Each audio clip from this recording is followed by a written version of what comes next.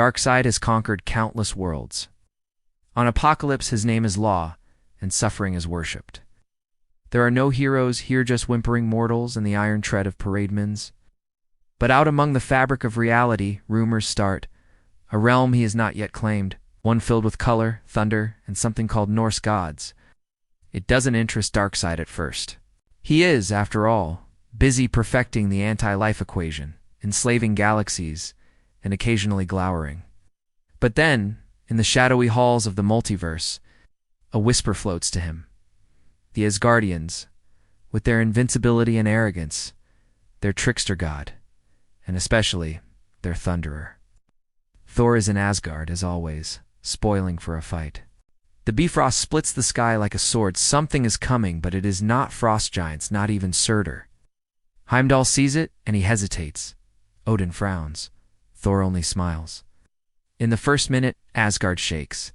The world forged, the raw magical power of the realm trembles as Darkseid arrives. He is not impressed with rainbow bridges and golden halls. He wants subjugation. He does not do subtlety. Thor responds in the traditional way. He hurls Mjolnir, which is what you do when someone shows up to threaten your home. Mjolnir is used to smashing monsters, gods, aliens. But when it collides with Darkseid, the result is disappointing. For Thor at least. Darkseid does not budge. He is, for all intents and purposes, physics' final boss. The hammer bounces off, humming like an annoyed wasp. At this point, Asgard is paying attention. Warriors gather. Loki has already disappeared. No one is surprised, and Odin is steeling himself for something catastrophic.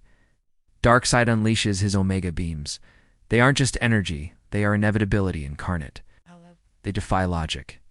And Thor, to his credit, dodges with the athleticism of a demigod, who has spent centuries fighting things larger than himself. The courtyard is vaporized anyway. Statue of Odin never had a chance. Thor charges again, lightning blazing around him. There's a sense that tradition, honor, and stubbornness are all coalescing into a plan that mostly involves hitting Darkseid as hard as possible. In this, Thor is consistent. As the battle escalates, so does the destruction. Every blow Thor lands rattles the 9 realms. Every counterattack from Darkseid shreds reality at the edges. Fissures open in the sky somewhere. Mortals are going to need insurance claims. The rest of the gods realize being near the fight is unwise. There is a mass exodus to Midgard, which confuses the local population for a solid 24 hours. A stalemate emerges. Thor refuses to yield. He stands in the eye of the storm, battered, pride dented but not broken. Darkseid, for his part, regards Thor much as one might regard an unexpected delay, annoying, persistent, yet not entirely avoidable. It becomes a battle not of strength, but of will.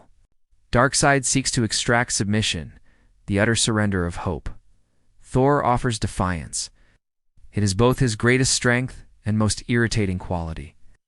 Our Azor is its centuries, for beings immortal. Pass in moments. Asgard by this point is in ruins. The Rainbow Bridge has become more suggestion than structure. Odin is gone, either to limbo or just to avoid property damage. Loki reappears, declares himself king, and immediately leaves again. The rest of the gods are split on whether hiding or watching from a distance is the greater show of wisdom. Darkseid ultimately is not defeated. Thor ultimately is not broken. Instead, the fight simply ... pauses. Darkseid steps back, unimpressed but unbowed. He sees no advantage in endless struggle.